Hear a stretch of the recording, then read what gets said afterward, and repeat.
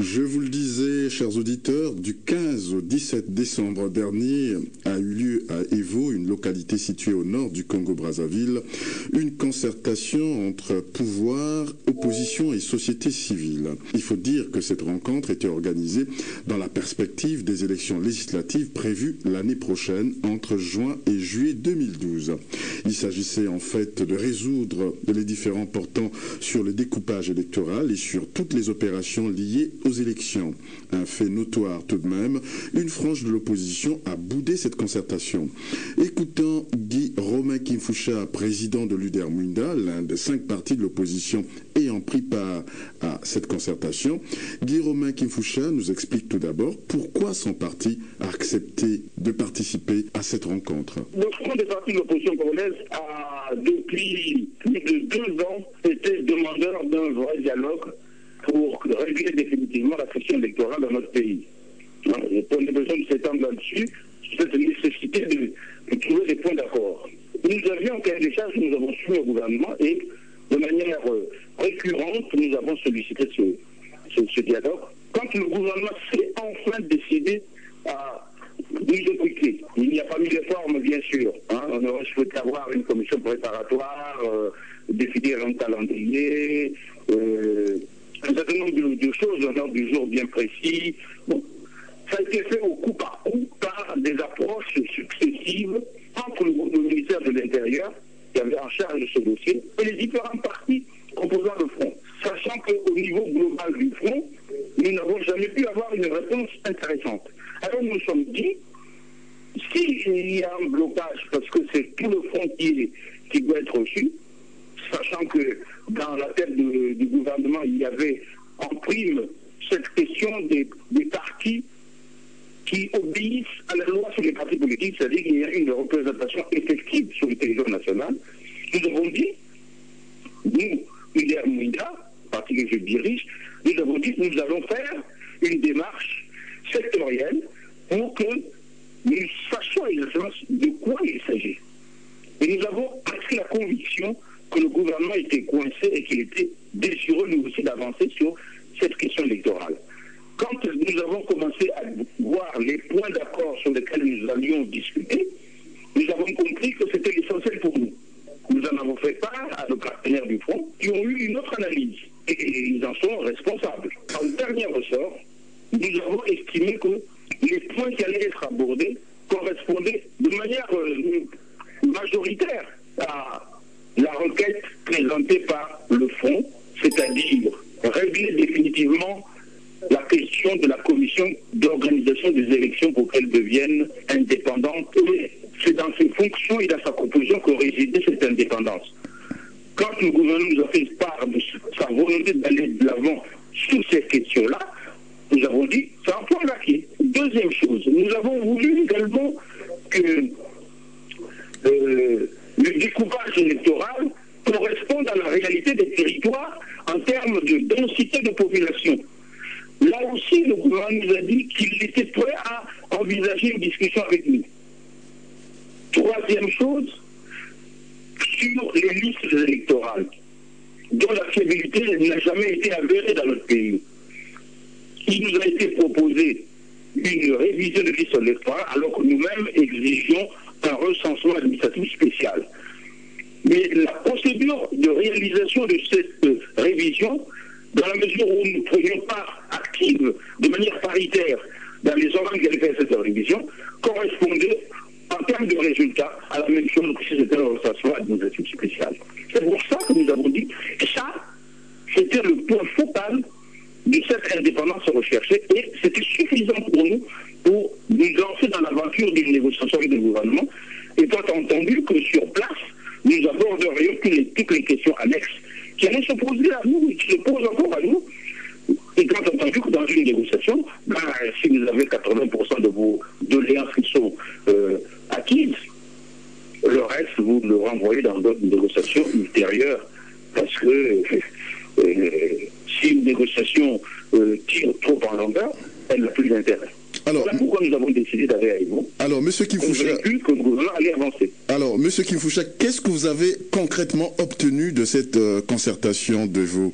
Ce qu'on a obtenu, d'abord, on a réaffirmé l'indépendance de la CONEL, qui n'avait pas de budget de fonctionnement. Nous avons décidé que cet organe qui organise l'élection devait avoir dans le budget de l'État une ligne spéciale d'un budget autonome pour lui permettre d'exercer son indépendance financière. Il devait avoir également une composition équilibrée, paritaire, entre les différents intervenants, c'est-à-dire la majorité présidentielle, l'opposition et la société civile. Le tout sous un parrainage de la fonction de l'administration qui avait en charge la coordination de toutes ces étapes au sein de la CONEL. Et ça, nous l'avons obtenu. Hier, la CONEL a été présidée au niveau local et au niveau des départements par les administrateurs, par les préfets, sous-préfets, maires et secrétaires généraux. Nous les avons purement et simplement expurgés de ce processus. Ça, c'était le nœud gordien de la fraude. Nous pensons que là, nous avons fait un point d'une grande importance en termes d'acquisition.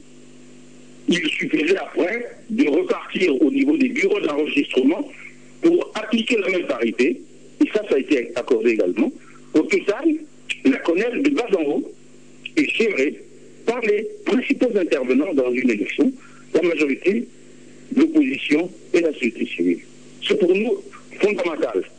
Et c'est une des questions que le Fonds a exigé. Et nous l'avons obtenu par consensus entre la majorité et tous les partenaires qui étaient à Evo. C'était Guy Romain Kimfoucha, président de l'UDER Mouida. From the heart of Bradford, this is BCB 106.6 FM. Écoutons à présent le président de la CONEL, Henri Bouka, qui s'est dit lui aussi satisfait des résultats de la concertation d'Evo.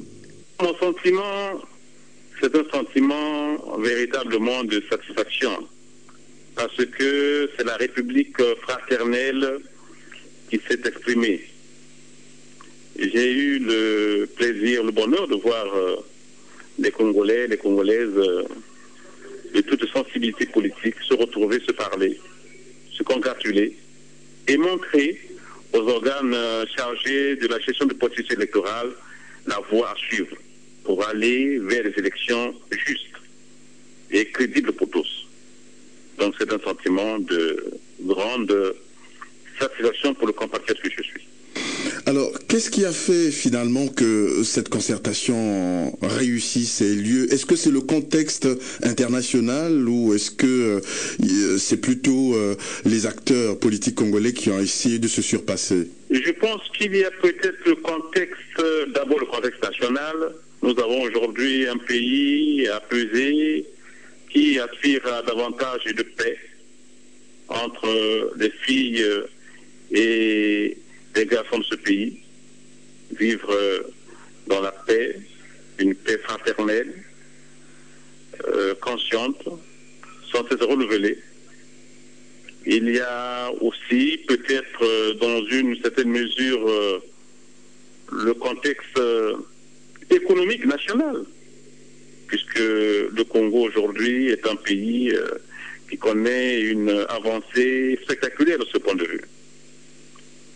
Et puis aussi, il y a la volonté des Congolais et des Congolais de se parler et de travailler à la consolidation et à l'enracinement de l'expérience démocratique. Je crois que tout cela a concouru à la réussite des travaux. Alors, qu'est-ce qui fera en sorte que demain, il n'y ait plus des contestations de part et d'autre? Quels sont les acquis en un mot de cette concertation? Est-ce qu'on peut dire qu'il n'y aura plus de contestation? Je ne peux pas vous l'affirmer aujourd'hui. Il y aura certainement toujours des contestations. Mais les organes chargés de la gestion des processus ont aujourd'hui, grâce également aux conclusions de ces travaux, les moyens de travailler pour que nous ayons des élections véritablement justes.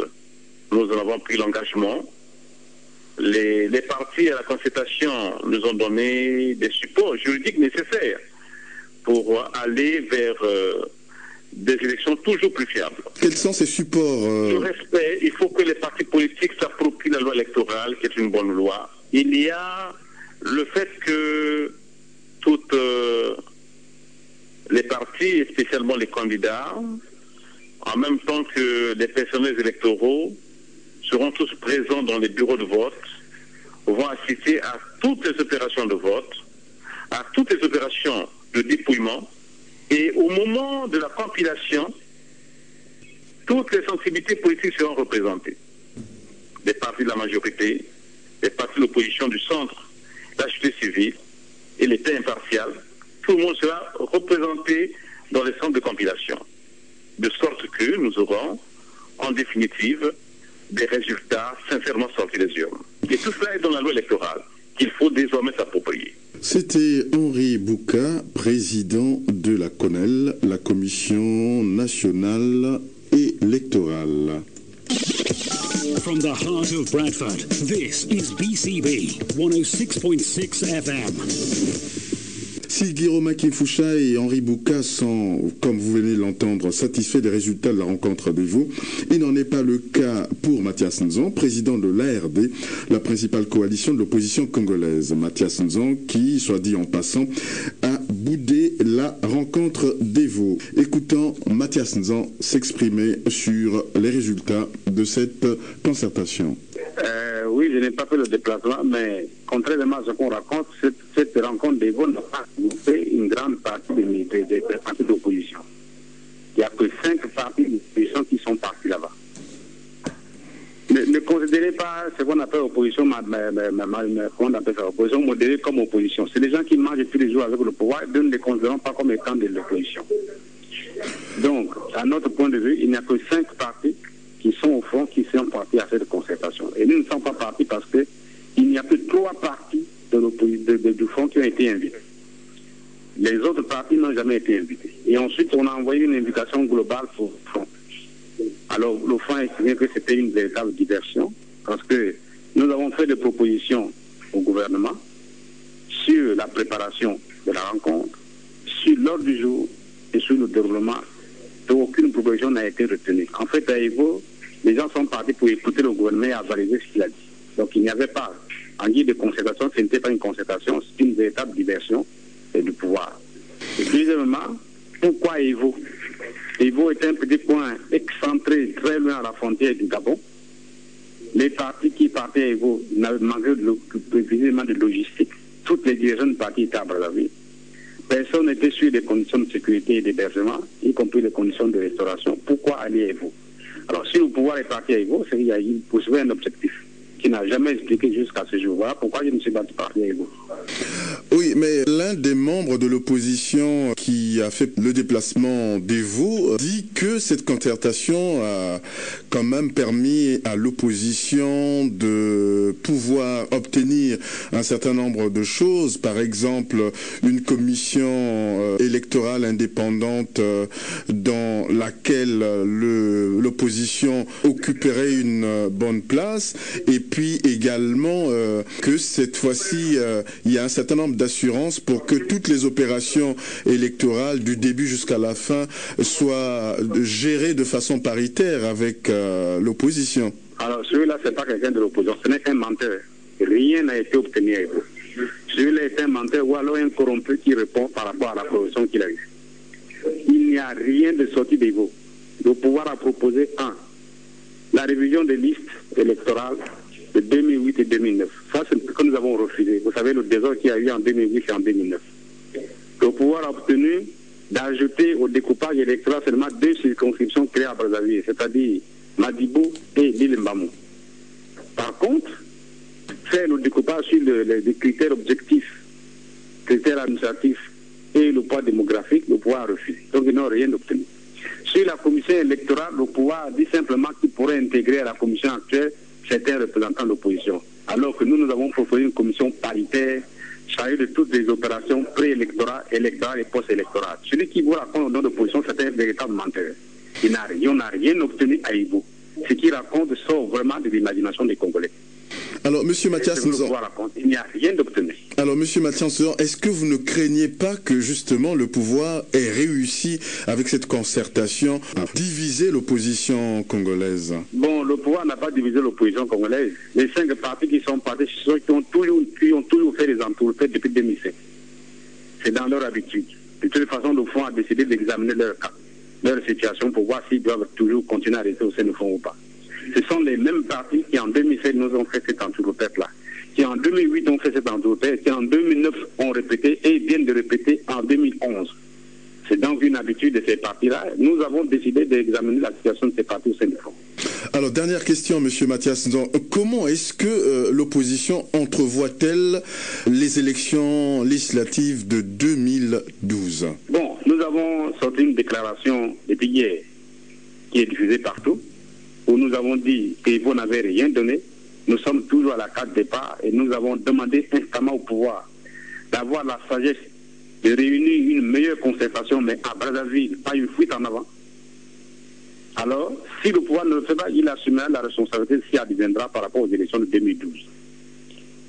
Et nous continuons à nous mobiliser pour que les élections de 2012 se déroulent dans la transparence, l'équité et la justice. En dehors de ça, parce que nous sommes encore à la carte départ, ne vous fiez pas à ce que ces gens qui sont en train de manger à Evo avec le pouvoir déclarent. On n'a rien obtenu à Evo, c'est le pouvoir qui est venu faire son dictat. Imaginez-vous que la concertation a été présidée par le ministre de l'Intérieur. Les 3 commissions créées ont été présidées par les responsables, ses collaborateurs. Rien, il n'y a même pas eu de plénière. Ils n'ont rien obtenu. Ils ont obtenu l'argent, bien sûr, l'argent a été distribué, mais c'est tout. Mais sur le plan des principes, pour les élections de 2012, il n'y a rien d'obtenu. Alors, nous disons au pouvoir, il faut une nouvelle concertation, une bonne concertation à Brazzaville, sur les principes universellement admis. Parce que le pouvoir a fait, nous ne sommes pas là pour répondre au dictat du pouvoir. Tout parti qui se dit de l'opposition, qui répond au dictat du pouvoir, quitte l'opposition. En ce moment, nous ne le considérons plus comme tel. Est-ce que, donc, avec cette démarche, est-ce que vous ne risquez pas de vous isoler? Nous isoler par rapport à quoi? Par rapport au jeu politique au Congo. Il n'y a pas un jeu politique au Congo. Nous avons d'un côté le pouvoir avec ses satellites et de l'autre côté nous. Nous sommes 14 partis regroupés au sein du front de l'opposition congolaise. Nous ne sommes pas isolés. Vous voulez qu'on peut isoler des partis comme les nôtres de la scène congolaise? Nous sommes avec le peuple, on ne peut pas nous isoler. C'est pas du tout. Au contraire, c'est pour le pouvoir qui se crée des problèmes. Parce qu'en mentant à la communauté internationale, en mentant à la communauté nationale, le pouvoir se crée des problèmes parce que désormais il a perdu tout crédit sur le territoire national. Le pouvoir a perdu tout crédit. Et par rapport à... Vous vous rendez compte, ils avaient invité les ambassadeurs de la communauté internationale qui ont refusé de partir. Et le pouvoir s'est amusé à amener simplement l'ambassadeur de la RCL, l'ambassadeur du Tchad. Où est le crédit? Et puis bon, un représentant de PNUD est allé à Evo. Et vous voyez, dans le communiqué final, ils ont dit, devant le corps diplomatique et la communauté internationale, et la communauté internationale. Mais écoutez, ça c'est du mensonge. Il n'y a eu que 2 ambassadeurs, RCL Tchad, et il y a eu le représentant de PNUD. Où est la communauté internationale là-dedans? Les 2 ambassadeurs ont refusé parce que c'était une diversion, une tromperie. Les gens se sont rendus compte et le pouvoir n'a fait que tomber dans le mur. Il veut passer en force, mais ça ne se passera pas comme ça. C'était Mathias Nzan, président de l'ARD, la principale coalition de l'opposition congolaise. Vous l'aurez compris, chers auditeurs, les résultats de la rencontre d'Evo ne sont pas perçus de la même manière au sein de l'opposition. Est-ce le début de l'implosion de cette opposition? En tout cas, les jours à venir nous le diront. C'est sur cette interview de Mathias Nzan que nous mettons un terme à notre émission. Il ne nous reste plus qu'à vous souhaiter